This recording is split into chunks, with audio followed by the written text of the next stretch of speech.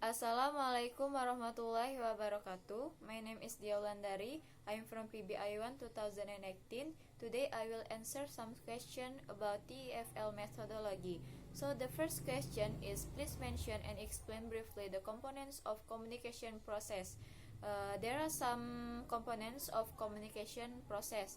The first is context. Every communication process with context, and the context may be physical, social, chronological, or cultural. The sender chooses the message to communicate within a context. And then the second is sender or encoder. Sender or encoder is a person who sends the message. A sender makes use of symbols such as words, graphic, or visual arts to convey the message and produce the required response. Sender may be an individual or a group or an organization. So the third is message. Message is a key idea that the sender wants to communicate. Communication process begins with deciding about the message to be conveyed. It must be ensured that the main objective of the message is clear. And then the fourth is medium. Medium is used to exchange or transmit the message. The sender must choose an appropriate medium for transmitting the message. The message might not be conveyed to the desired recipient. The choice of appropriate medium of communication is essential for making the message effective and correctly interpreted by the recipient. And then the next component is recipient or decoder. Recipient or decoder is a person for whom the message is intended or aimed or targeted. The degree which message the decoder can understand is dependent upon various factors, such as knowledge of recipient, their responsiveness to message, and the reliance of encoder or decoder. And then the last is feedback. Feedback is the main component of communication process as it permits the sender to analyze the efficiency of the message. It helps the sender in confirming the correct interpretation of message by the decoder. And then the second question is, why do humans need a language? Language is a vital part of human connection. Although all species have their ways of communicating, one of them is humans. Humans need a language because humans are social creatures. To communicate with other humans, they need language to be a medium in communicating. And then the third is, please give your opinion about the periods, Dutch period, Japanese period, and independence period of English teaching in Indonesia. Which do you think the best English teaching period? So the first is Dutch period. In this period, TEFL was taught from junior high school or Mulu to senior high school. At junior high school, English was a compulsive subject given 3 or 4 hours times a week. Textbook and supplementary readings were plentiful, so they could improve their English fast by reading many books.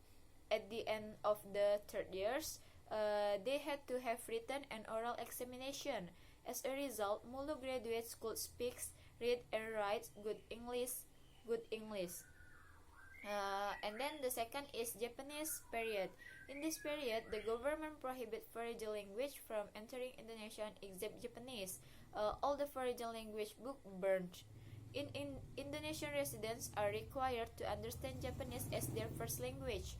Indonesian residents trying to translate Japanese into Indonesian, then Indonesian language developed afterwards. So Indonesian residents translated Japanese into Indonesian one by one, and then they could learn Japanese language and Indonesian language too. And then the third is independence period. There were so many rules in period. It could make all schedule harder. So, in my opinion, the best English teaching period is Dutch period because they made students study hard for a long time, and at the end there was some evaluation to make sure how far skills about English learning the students had. And then the fourth question is, in your opinion, what is the status of English compared to Indonesian nowadays?